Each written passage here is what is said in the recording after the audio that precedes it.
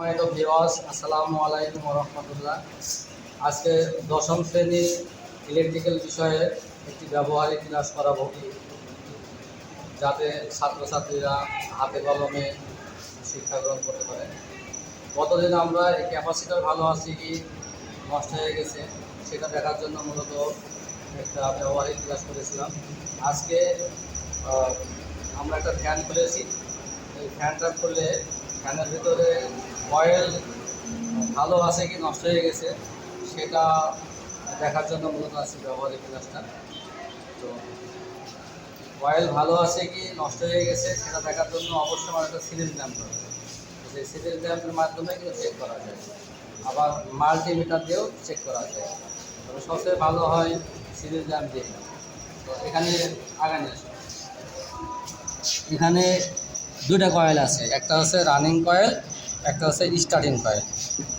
Running কয়েলটার কাজ হচ্ছে starting কয়েলের কাজ হচ্ছে মোটরকে বা ফ্যানকে ঘোরায় দেওয়া। ফ্যান যখন ঘোরা শুরু করে দেয় তখন কিন্তু আর স্টার্টিং কয়েলের তেমন ভূমিকা থাকে না।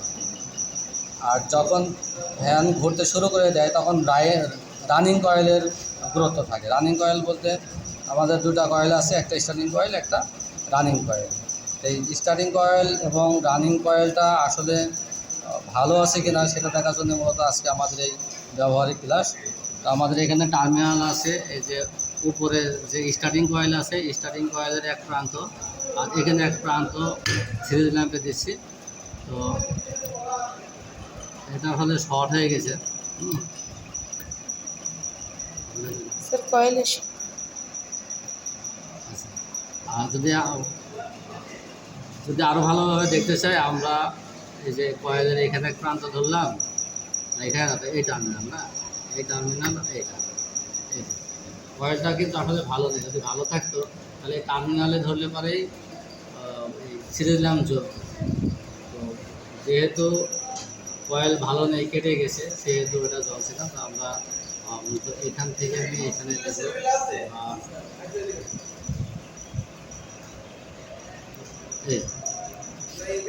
এই যে হলো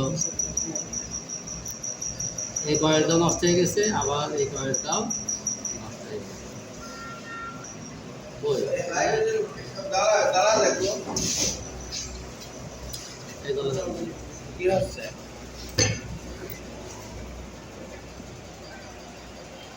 সিরিজ ল্যাম্প জ্বলে না কেন?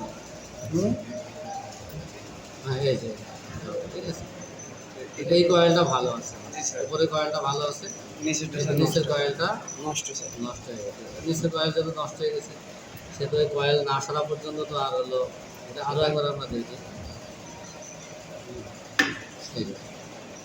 শর্ট করে দিয়ে দেখতে গেছি। তাহলে কিন্তু তোমরা বুঝতে পারলে যে কয়েল কেটে গেছে কি ভালো আছে। এটা আমরা যদি চেক করতে চাই তাহলে কিসের দ্বারা চেক করবো? হ্যাঁ, সিরিজ ল্যাম্পের দ্বারা। ঠিক আছে, আজকে ব্যবহারিক ক্লাস এ পর্যন্তই। আগামী দিন আবার অন্য কোনো বিষয় নিয়ে আমরা ব্যবহারিক ক্লাস করবো ইনশাআল্লাহ। আল্লাহ হাফেজ।